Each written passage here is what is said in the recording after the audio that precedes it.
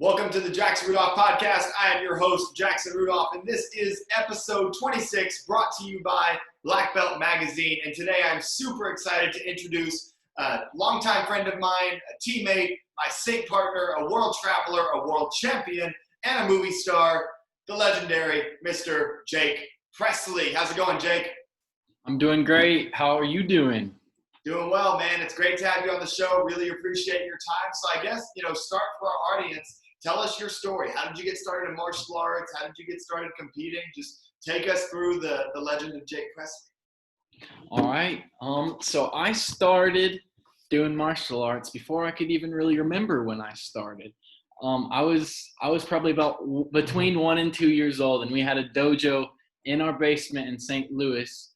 And because my brothers were doing martial arts competing, and my head instructor, Jason Warren, he was doing classes in our basement. So I can't even remember, but I've heard stories, every time we talk about the Presley family and how they started martial arts, I was just started punching and kicking like when I just started walking.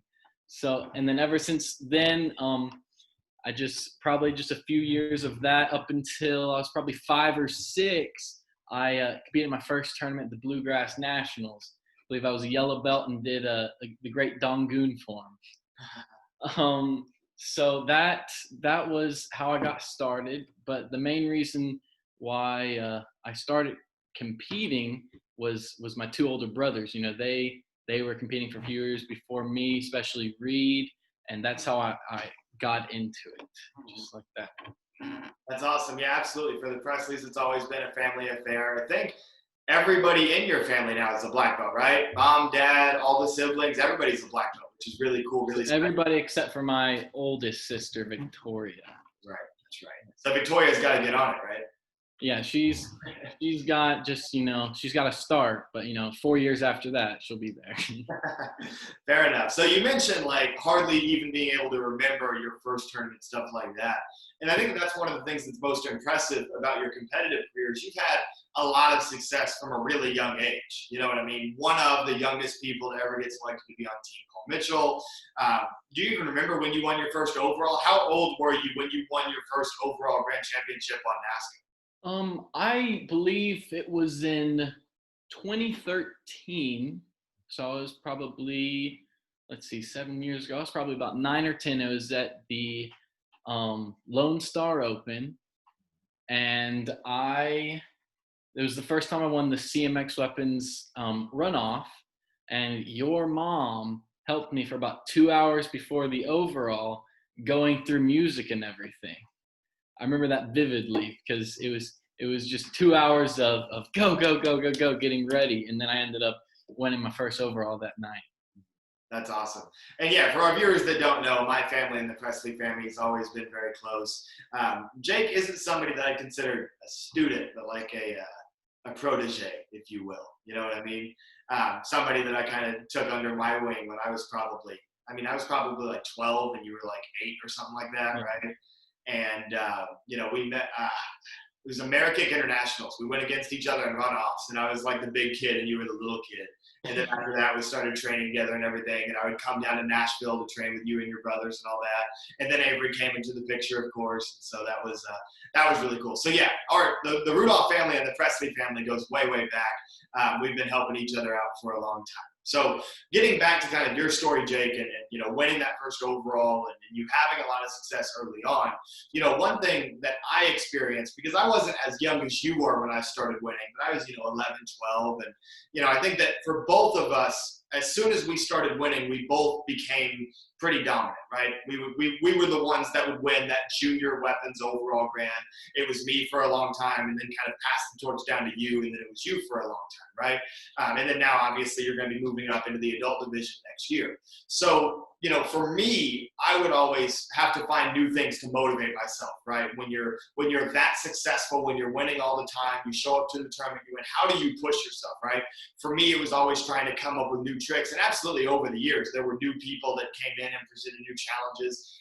In the juniors, boys and girls used to compete against each other. So it was me and Sammy Smith, me and Amanda Chin. Your brother Cole is exactly the same age as me. So we've had battles our whole lives growing up, you know what I mean? So, you find there's competitive competitors along the way that certainly present challenges that make you train. But for me, it was also about trying to, figure out new tricks and push myself difficulty-wise.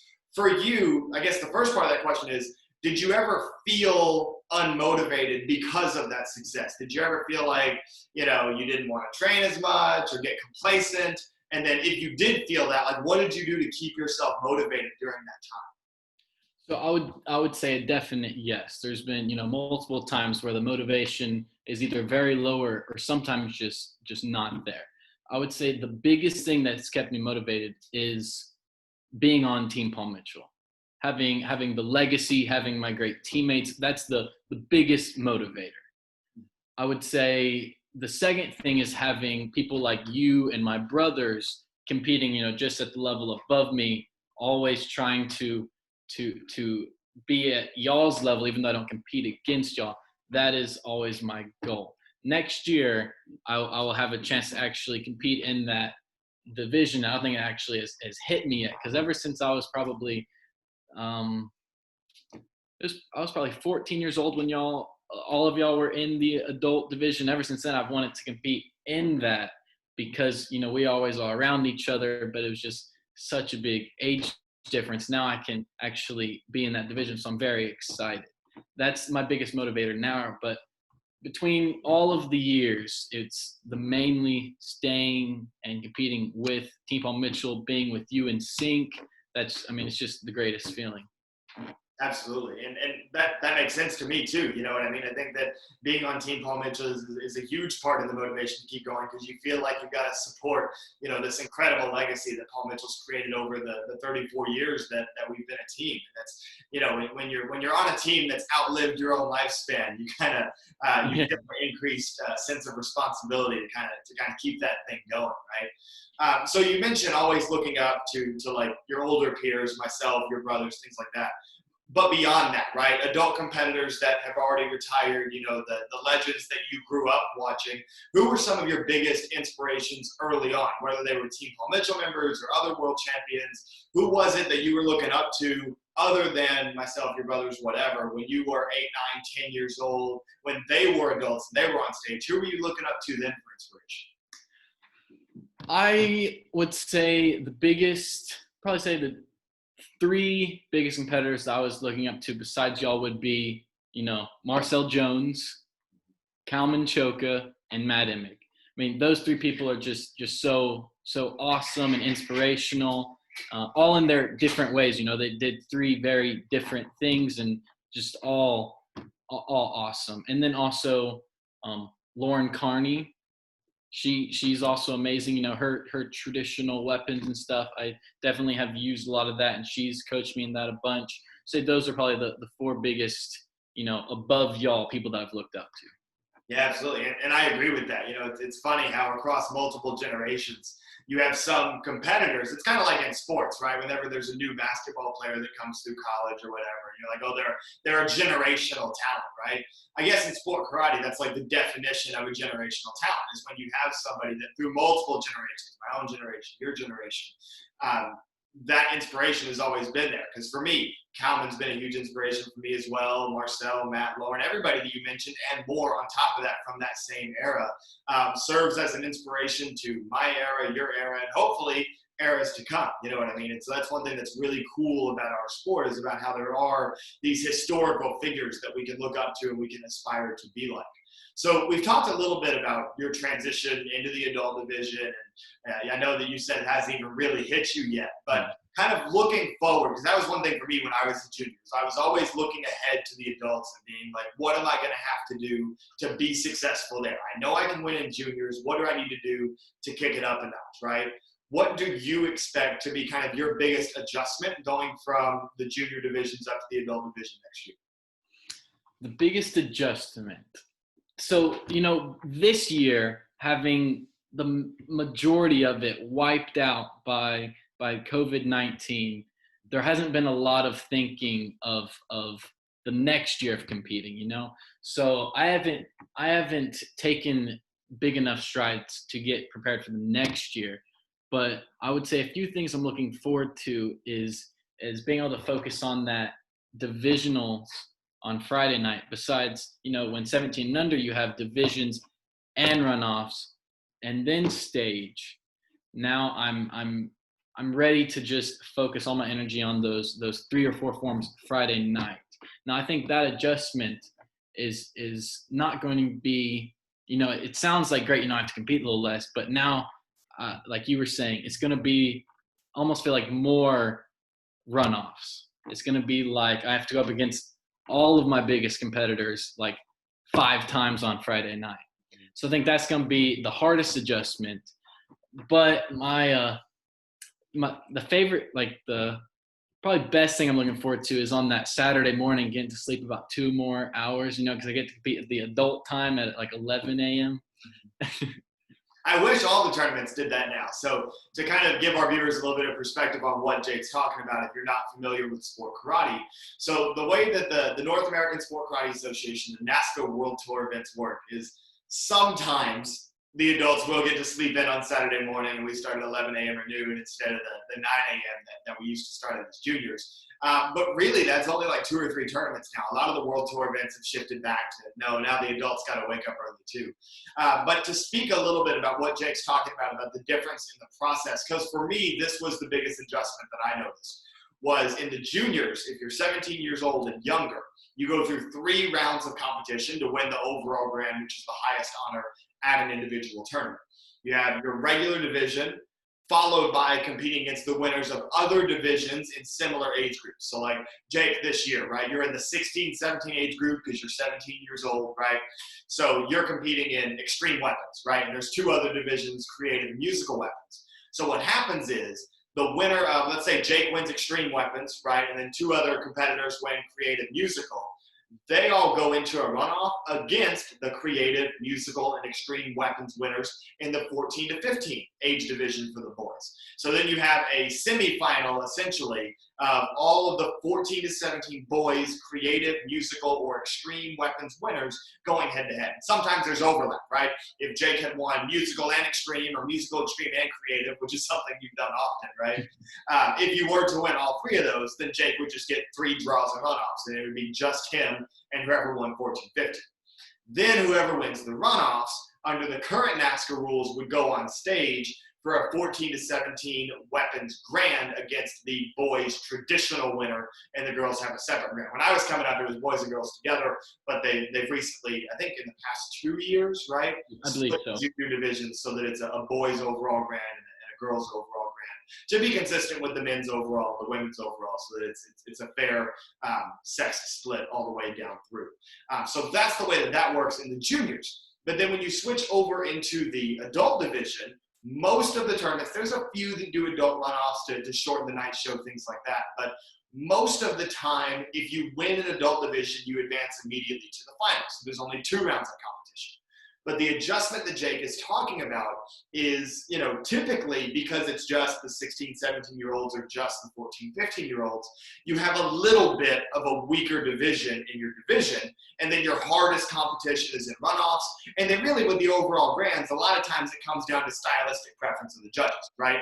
Do you get a more traditional panel for the night show, or do you get a more CMX panel? And a lot of times that I can kind of determine who's going to be winning that night, unless it's a creative panel and you have a exceptional traditional routine, or it's a traditional panel and a competitor has an exceptional creative routine. There's absolutely exceptions, and in a subjective sport, it's always going to be based on judges' preferences. You know what I mean? But when you move up into the adult division, you don't have that watered down division. Well, not watered down, but you don't have that slightly less competitive division. Yeah, because you have the ages all the way from 18 to 29. So you have all of the adults in their prime time. Exactly. And so it's like every time you step into what's normally a regular division, it feels like a runoff atmosphere because you're competing against your highest level of competition. And then normally, this is the other thing, normally you can eliminate your highest level competition in your runoff, right, Jake? In the juniors, you can try to knock out whatever's probably that second best contender. You can try to knock them out in the runoff. Whereas in the adult divisions, you're most likely going to have your top contenders in your divisions, and then you're going to have to go against them again when you get on stage because of the way they split the divisions up. And so that's why the adult division, aside from just a bigger talent pool and bigger, stronger competitors, you also have to deal with a slightly more difficult format in the sense that it's always going to be the best of the best up against one another, with a few exceptions. You know what I mean? Competitors drop and things happen, and you can win multiple divisions to knock people out. It's a give and take thing where you compete a little less, but it's also against all of your competition at the same time every time. Absolutely. And in my experience, that was kind of the biggest adjustment. And I was fortunate. This is me giving you advice, youngster. But anyways, I was fortunate to, like, I had the future sight. I was like, you know, I'm going to be ready so that my first division, I can't treat it like divisions used to be, right? I can't treat it as in like, okay, get my win and then really go for it in runoffs. No. From division number one, I've got to really go for it, which my first division as an official adult competitor, I went for it a little bit too hard and hit the ceiling with my brother. What was that, in Chicago? Yeah, it was in Chicago. Threw it, hit the light. Yeah, not the fondest of memories. But anyway, we'll go ahead and we'll move on. This was an interesting question because I think I know the answer for you, but I'm not sure. What's your we've been talking about a lot of different divisions. What's your favorite division to compete in? Now it's between two. I would say it's either sync, because it's always fun, and then traditional weapons. Which might be weird for people to hear, but over the past 2 years, I've been able to win the traditional weapons division runoff and then be able to beat out the CMX competition a lot over the past few years. And it's not as stressful to me as having to throw my bow up in the air 10 times in the division, and I just get to go as hard as I can. With CMX, you can't always go 150% or your bow might fly to the other side of the room. With traditional weapons, I can go basically as hard as I can unless I snap my bow staff. Right, absolutely. So yeah, that's one thing that, you know, there's a lot of people believe that, like, oh, sport karate competitors, they only do the flips and the tricks and all the cheerleading stuff, right? That's what a lot of people think about sport karate competitors. But you're an excellent example of somebody that does both, right? You're an excellent traditional weapons competitor. You often beat out the CMX representatives with your traditional weapons form. But you can also win overalls with CMX as well, as you've done many times over, right? And also coming from one guy that's won traditional overalls against CMX guys to another, it also feels a little bit better, doesn't it? I was about to say that difference between now in the past 2 years, you know, it's CMX versus traditional instead of, you know, my CMX against the girls CMX and then the guys traditional and the girls traditional. Now it's just my CMX versus the guys traditional.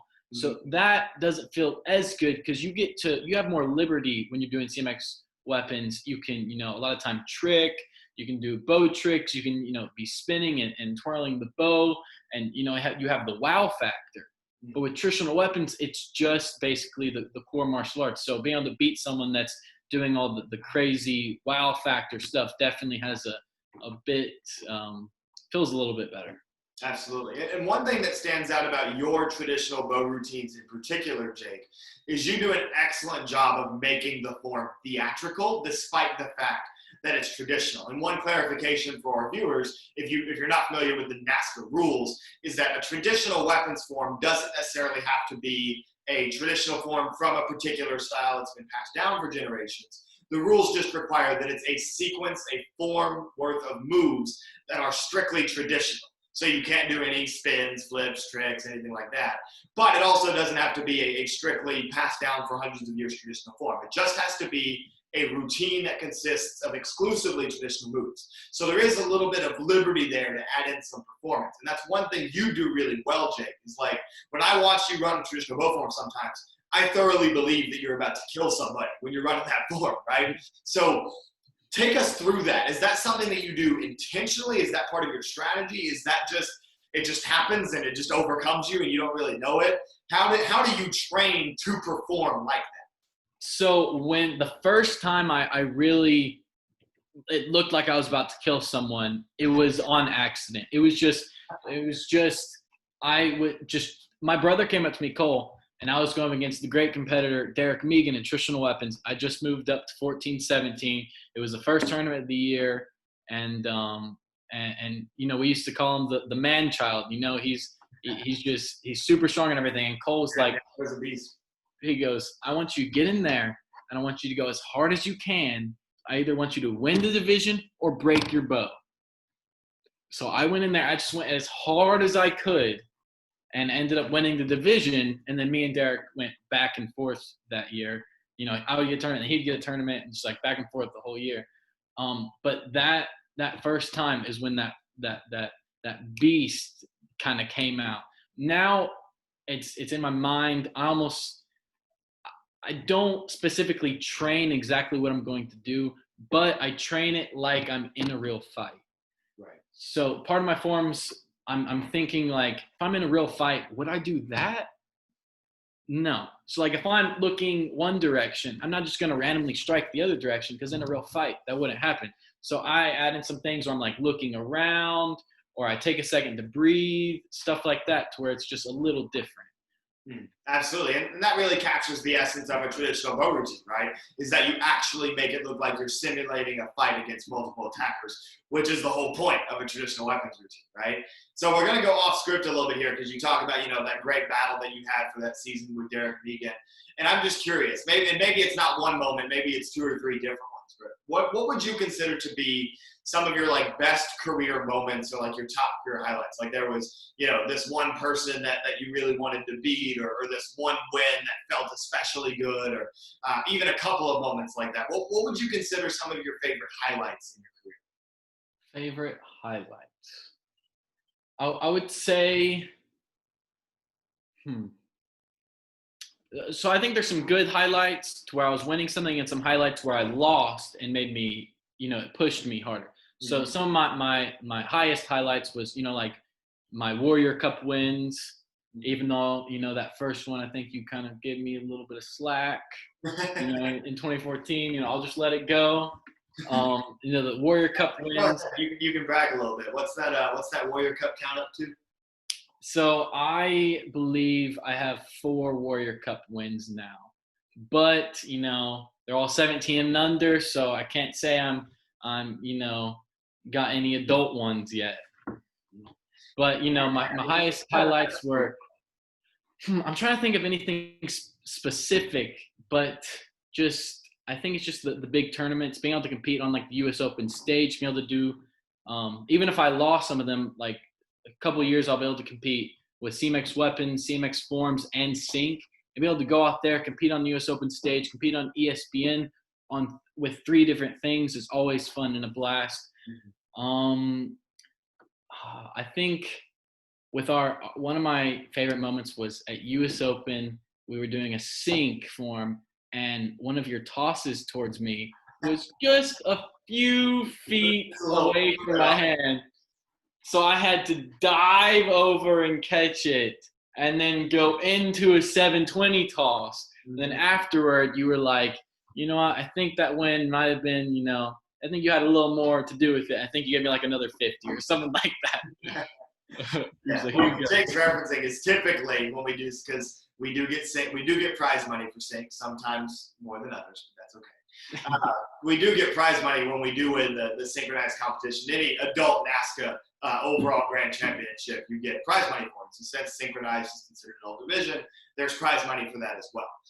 And typically, Jake and I would split that prize money right in the middle. But at that particular U.S. Open where Jake saved our butts there, I gave him a little extra cut of the money than what he would normally get. But yeah, I mean, that's what's funny to me is how much of our favorite stories coincide. Because like you mentioned, there had been times that you lost, and that was still one of your favorite forms or your favorite stories. And it's the same thing for me. Like you bring up that 2014 Warrior Cup. That's one of my favorite stories ever. I think I had won 2 Warrior Cups back to back at the time. I was going for a 3rd straight. And like my intent going into that form, walking on stage, was like, I'm just going to go win. Like, I don't care that it's Jake. I'm just going to go win, right? But then your little 3-foot tall self walked up there, and we like hugged in the middle of the stage before we competed. And you looked up. I said something. Do you remember? And yeah, I remember this vividly. And you were like, "Don't hold back on me." And I was like, "How do I hear that and then not hold back any?" Like it's maybe my 9-10-year-old self was playing psychological games. Right. And to your credit, though, like it's not like I just walked through my form, right? Like I did my full form. I just didn't do the upgrades that I would have done in a Warrior Cup scenario, right? And then you followed that up with a form that was just electric. I don't know if you remember this. Your music cut out. When the music cut out, the crowd went ballistic. It was great. But it was just a great memory. And of course, there's, some really cool pictures of us on stage after. Yeah, I got on your shoulders. Yeah, I was crying, and you were probably. You helped me carry the trophy off the stage. Right. Well, yeah, because you were too small to carry it off the stage yourself. But anyway, good times. So you mentioned some of your other favorite memories were being on ESPN, right? So you've been on the television screen for a long time, but more recently, right? You've been up on the big screen as well in some movies. You were in The Accountant, starring Ben Affleck, which I know had to have been really cool. We're going to get into some specifics about The Accountant here in just a minute. But first, kind of, what are you doing in the film industry right now? What are your goals? Are you all in on acting? Do you want to do some stunt coordinating, a little bit of both? Kind of, what are your goals, both short term and long term, in the film industry? Well, I just was filming like a YouTube series show called Brat in January before everything shut down. And the past few months, I've been thinking about what I want to do with acting. I still haven't reached my final conclusion, but right now my short term goal is just be able to get back to LA, do as much auditions as I can once it opens up, because that's in the stage I am, where I just need to get out there, do as many auditions as I can, especially since everything's gonna be opening up at that point. Just boom, boom, boom, boom, boom. Long term with films and stuff and acting, my biggest goal would to be in like a large franchise that was like a martial arts based thing, to where it's either like a John Wick type thing, or a Marvel type thing, or DC, something that has to do with a lot of acting and martial arts together. You got the hair for John Wick, by the way. Yeah, this is my Keanu Reeves cosplay. Very nice. I mean, yeah, those are great goals. So getting specifically into The Accountant, which I know had to have been super cool. You were filming with Batman, Ben Affleck, right? So take us through that. How did that come up? Was that just like through the normal? And I asked this question because I know how it came up, right? Because it was basically just through the normal audition process. It's not like you got some special opportunity because you were this karate guy. You just sent in an audition and it went really well, right? So it wasn't involved in maybe some stories. It wasn't exactly, I got the audition in. It was the normal audition process, but the casting directors were looking for martial arts people to recommend people, and there were a lot of this based in Atlanta, and that big Atlanta tournament, Battle of Atlanta. Greg Ruth was asked about it, and he recommended, a bunch of the, like 11 to 14-year-olds martial artists, and we all went, and we sent in our audition films, and then I ended up getting a call back driving down to Atlanta, and then it just took off from there. The director, Gavin O'Connor, really loved the chemistry that myself and now like my best friend Seth Lee had at the time. We kind of knew about each other because he was doing martial arts, but the first time we met, we just talked a little bit, and then we went into. So I auditioned, he auditioned, and then they brought us both back together like 10 minutes later. And he basically told us, like, so y'all's chemistry was so good, you're basically booked right now. That's basically what he told us. And the director walked out to my mom and was talking to her. She's like, so, because, we're completely new to the industry, completely. She's just like, so what do you think? And she was like, or he was like, I wouldn't be talking to you right now if I didn't think I was going to hire your son. He's like, I don't ever do this. So, yeah. And then, did you have a second part to that question that I missed? Yeah, the other part was just, well, first of all, I want to highlight the fact that, you didn't get some special opportunity because you were like this martial arts star, right? However, being a martial artist was certainly something that helped you in the audition process, right? You were part of that pool of people that was asked about auditioning because you were a martial artist. And it just goes to show how many great opportunities the martial arts industry, and specifically competitive martial arts, can provide for those athletes. right? And so I wanted to highlight that really quickly. And also a very cool story about, the chemistry between you and Seth, who's a martial artist himself, right? And the director being just so over the moon about you guys. That's really cool. But I guess the second part was, there were some really big stars in that movie, right? Ben Affleck, Anna Kendrick, among others, right? So are there any cool like Starstruck stories, things like that, being on set with them? My favorite story between like myself and any of the stars was since I was playing young John Bernthal, like the star. He was the Punisher, and the Punisher show, and also Daredevil, and like The Walking Dead. He played Shane, and so I had to come in about a couple weeks before we started filming to just do like a little photo shoot, make sure everything was all right, get my sized and everything. And I talked to John Bernthal for probably about 20 minutes just about martial arts and him and his kids and my martial arts life and just my family. And just then he was just so down to earth, even him being such a star. It was just, that was my favorite interaction with any of the celebrity movie stars in the movie. That's really cool. That's exactly the type of story that I was going. Good job. Yeah, I have a couple more like that. So we just got done filming and we were just walking around the set and stuff.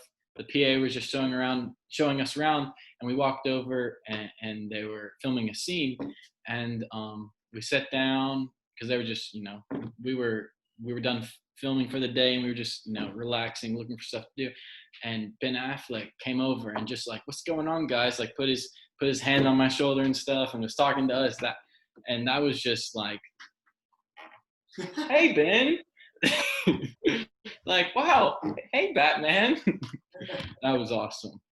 Yeah, that's so cool. I just being on a set like that and having that opportunity around those people, and that was your first major acting gig, right? And so just to be in that situation is so cool. So moving off of the Hollywood stuff and diving back kind of more directly into the martial arts world, as we have referenced a few times. Of course, we're Team Sync partners, and one thing that I've noticed is that Team Sync is an extremely popular division because, two friends in a martial arts school, I see, teams like that all the time. They're just like best friends, and they just want to put a team form together and then go out and see how it does, right? And so, in your opinion, what do you think the most difficult part, other than having to work with me, of course, what do you think the most difficult part about doing Team Sync was? And then kind of use that, maybe give some advice to any young martial artists that want to give Team Sync a try and do it maybe even in a NASCAR World Tour. I think for every team, the hardest thing to get through, especially if you haven't done any Team Sync or team demo, is because this is basically a solo sport unless you get into those specific divisions, is the give and take.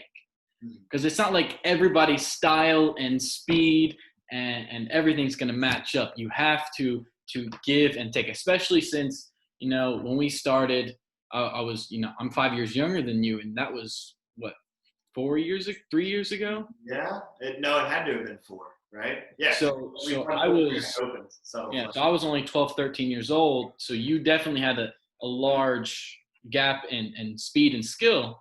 So you definitely had to give some, and I had to just try to match you.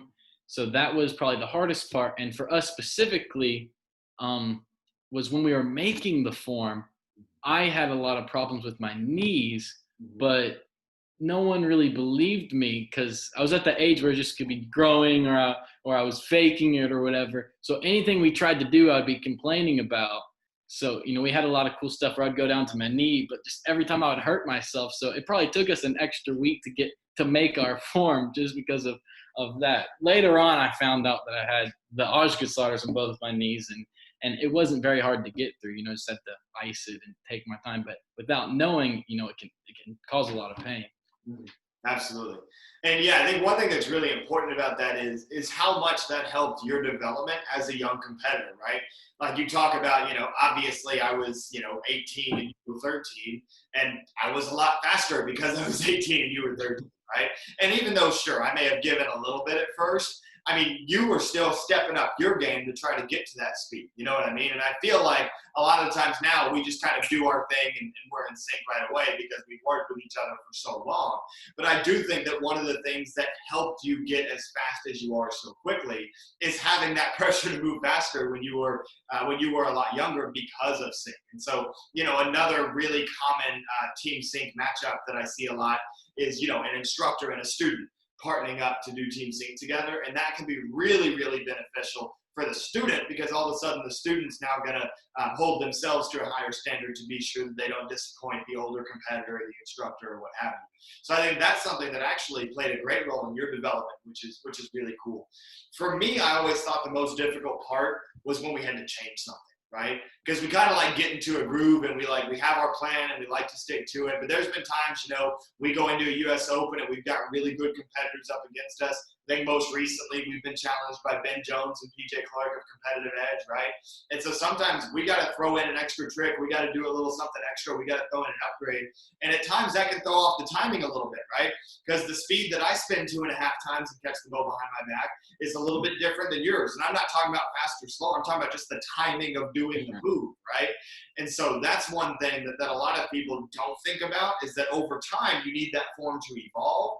And sometimes that can be the hardest thing because you've got to then change timing that you've both already gotten down in muscle memory and be able to make those adjustments. And for us, with me being in California at Stanford and you either being in Southern California or being in Nashville, depending on if you were doing Hollywood stuff. Yeah, not only are we, not close to each other at all, you especially, we're always busy too. So it's not like, every Friday we can just be like, hey, you ready to FaceTime? We can go through it. We've probably done that once or twice. Make those adjustments on Thursday nights and Friday nights right before we would compete. That's when those adjustments were made. But I mean, we're very fortunate that we've known each other for so long, and I'd say that of people that do sync, our styles are probably the most similar, right? Which kind of allows us to make things work a little bit better because we are very similar stylistically.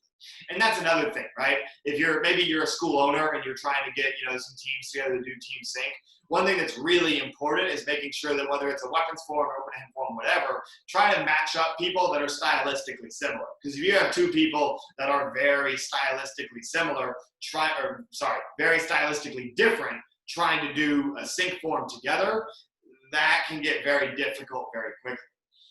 So talking about sync teams that had great synergy, that were very stylistically similar, just for the fun of the conversation, right, Jake?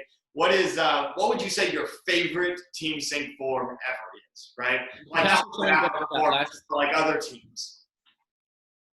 Can I say something about that last thing real quick? Yeah, for sure. So just with, when we started doing sync, I was going through what I call now like my Jackson Rudolph phase. Because you were helping me a lot. I took my grip off my bow. I started using the same color bow as you. I had my green bow, and we were starting sync. So I went through a few years where I was very, very similar to you. Now, we're kind of breaking off some. I do something a little different, but basically along the same lines. But that definitely That's helped. another thing that's important about your development is, right? You started off rather similar to me because you were a prodigy of mine, and then you evolved your own style over the years, right? So as every competitor gets older, that's something important. You've got to evolve. If you want to be a great competitor, you've got to be your own competitor, right? Jake wouldn't be Jake if he was just Jackson 2.0, right? The reason that Jake is because he evolved into something different. But go ahead. Yeah. I agree with all that. Just if you look at most people, like, I don't think if someone came up and did exactly like Reed's style right now, I don't think it would be the same because Reed had that new wow factor of you using the double bows. Like he had that, and he was among the first people to do it, and he did it very successfully without just throwing both the bows up in the air all the time. He had those strikes. So yeah, you have to be successful. You have to do something a little different from people. Like, all those greats we were talking about did something a little different, like Matt Emmett, Kalmanchoka, Marcel Jones. He was, all three of those people were just awesome in everything they did. Like, Marcel Jones' form, I still work with him now. It's just everything he does is just so clean. And you don't see that a lot anymore. Like everything he does, just if a singular punch, you're just like, wow. And the same thing, like Matt and Calman, they just completely innovated, their weapons. Yeah, absolutely. I mean, Matt it's something that I talk about a lot when I talk about greatest weapons competitors of all time, right? And when you splice it up by individual weapons, other weapons are close, right? Like you can make an argument for a lot of the other weapons, right? But with Chuck's, it's Matt, and then there's a couple open spaces and everybody else, right? And there's some great Chuck's competitors, don't get me wrong, right? Like right now in the circuit, we've got Danny Etkin, who's a great Chuck's competitor. We've got Sammy Smith, who's a great Chuck's competitor. But even them, they're disciples of Matt Inman, right? And so it's like you have Matt that secured this pedestal in nunchuck lore, if you will, that I think that nobody else has really been able to do in weapons. You know what I mean? I think especially with the nunchucks, it would take something very crazy to make something kind of better than what Matt did. Like it's going to take someone that is taking a risk to innovate that again. Absolutely. And we mentioned Matt, right? So the question I wanted to get to is, like, in your opinion, who's the greatest sync team of all time? I'll give you one of mine, right? One of mine is the Matt Inman and Austin Crane sync form, because that form was just ridiculous. They changed the game, had the circular tricking combo going around each other. If anybody watching doesn't know about some of these forms or some of these people that we're referencing, go on YouTube, do your film study, get educated, because this is sport karate history right here and some really, really talented martial artists. So one of my favorites was Matt and Austin. Another one of my favorites, of course, because she was my coach for a long time, Lauren Carney and Casey Marks. I know that's one of your favorites, Jake. So go ahead, give us some of your favorite team sync forms. Yeah, like you were just saying, Lauren and Casey, their form was awesome, especially when they, were doing the one bow thing. That was awesome. And I think my singular favorite sync form would be the Marcel Jones, Kalman Choka. Probably the last time they did it at the Bout of Atlanta. I wonder how long ago that was. Probably. I don't know, actually. It had to. I think it was 2011. Because it was a long time ago. I remember. I was pretty young when I saw it, but it was just like I was saying. It was just so clean and so perfect. Even at their ages at that time, they weren't in the very prime. They were basically close to retiring at that point. But it was probably my favorite sync form, besides every form that we do, Absolutely. And the other thing was that for people that didn't know Marcel and Kalman and how skilled they were, right? If you're looking at it from just a regular spectator's perspective, Kalman, one of the greatest weapons competitors of all time, you see him as a double sword guy, and you see Marcel as, I see him at least as the greatest creative forms competitor of all time. Creative meaning no flips, just martial arts basics plus 360-degree aerial kicking, all that. You could say that he has the cleanest hands, I believe. You could say that Marcel has the cleanest hands ever. Absolutely, right? And so when you see those two characters, you wouldn't automatically think, you could see Marcel being good at open hand forms for sync, but then when you see that paired with Kalman, you're like, wait, Kalman's a weapons guy. But then when they did that form together, it was something special. You know what I mean? Yeah, correct me if I'm wrong, but Kalman was actually a very skilled tricker, right? He was very skilled at forms and tricking. Yeah, absolutely. And that's one thing that a lot of people don't know, right? Like Kalman could do so much more than the cartwheel full that he did in his double sword form. People just didn't see it because Kalman wanted his emphasis to be on his weapons work, on his double sword form, right? And that's one of the things that made him a special competitor. So now moving on, kind of getting back and nostalgic again. You mentioned the moment at U.S. Open where I threw the bow maybe a little bit too far to the left, and you made a save. But do you have a favorite memory from doing team sync? Either a favorite win or a moment or whatever. Favorite win?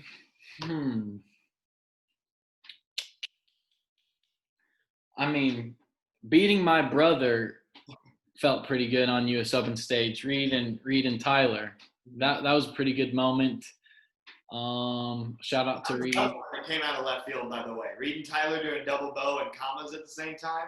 That was again kind of like seeing Matt and seeing Kalman and Marcel do a sync form together. Like you never would have expected Reed and Tyler to do one together, but they made it work. And when they hit their form, it was very impressive. Mm-hmm. but it was one of those forms where it was very difficult and very hard to get together because it was comma and bow. But when they hit it, it was very impressive. Favorite sync memory, I think just the U.S. Opens have the different vibe as everything else. Yeah, I agree. On stage. We've done sync at Quebec before, right? I believe so. Maybe, I think we've only done it once. Years that we both didn't go to Quebec, but I think we've only done it once or twice.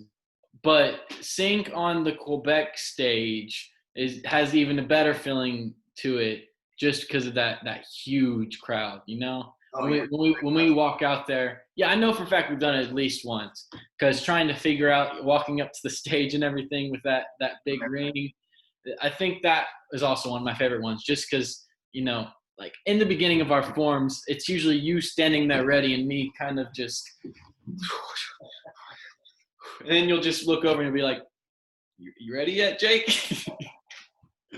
I think that adds to the ambiance, though, right? I mean, it's an excellent display of our personalities. But anyway, I guess for me, like some of my favorite moments is on numerous occasions, right? Sometimes, when you win the sync weapons division, they have you compete against the sync forms competitors, and other times they'll just have us go on stage and do a demonstration, right? And the times that we've gone to the night show and done a demonstration, we just go out there and have a good time. Don't even use the music that we normally use. We just throw on something random that we like. I mean, to me, those are the most memorable, because that's, there's nothing on the line. We're just going out there and putting on a show and having a good time. And, that's what I still do it for, right? I do it. Yeah, you just jogged my memory a bit. Better, and I do it because it's fun. You know what I mean? There's nothing out there. You just jogged my memory a bit. I think it was Compete last year. We put on that Drake song. Mm-hmm. And I went out there and we did a flip, and you did a bow trick, and then we just got together and was like, let's go. Capital Classics. Was that Capital Classics? Yeah. That was a lot of fun. Yeah, good times. So speaking of good times, is there anything that you want to leave our audience with, right? What are you looking forward to in your martial arts career? I know that you've over the past couple of years gotten more into teaching. You teach private lessons, you teach seminars as well. Maybe talk about that a little bit. Kind of, what do you see yourself doing in the next 5 years in the martial arts industry? 5 years, I want to definitely even if I stop competing right now, which isn't in my point of view in the next 2-3 years. Even if I stop competing, I want to be connected to martial arts in some way through teaching or helping with our martial arts schools here. So keeping in touch with that, teaching, that's definitely one of the things I want to do. And let's see, with martial arts specifically, being able to I don't know. I don't think as much as you, Jackson. I'm always in the moment right now. So with martial arts, I want to be able to teach, even if I get away from competing, and if I'm acting or if I'm doing whatever, being able to stay in touch with martial arts through either just working out at a school or teaching it is definitely a big goal. Absolutely. And that's one of my favorite things about it too. You know what I mean? I say there's nothing better than being up on stage and performing, but at the same time, it's a totally different feeling when you're out in front of a bunch of kids and you're sharing the martial arts and you're sharing what you're passionate about. There's nothing in this world like it. And that's why we love what we do, and that's why we still do it. So if anybody has questions for Jake, feel free to go ahead. Drop those down in the comments below. I know that Jake and I will both be taking a look at that to answer you guys' questions. And Jake, best of luck moving up into the adult division next year and with Hollywood and everything else. Wish you the best, and hope that, after I moved on from competition and everything, that you're somebody that can take that torch and keep inspiring people and keep taking the game to the next level. So thank you for your time, Jake. To all of our viewers, thank you so much for tuning in. This has been episode 26 of the Jack Rudolph podcast. I'll see you next week.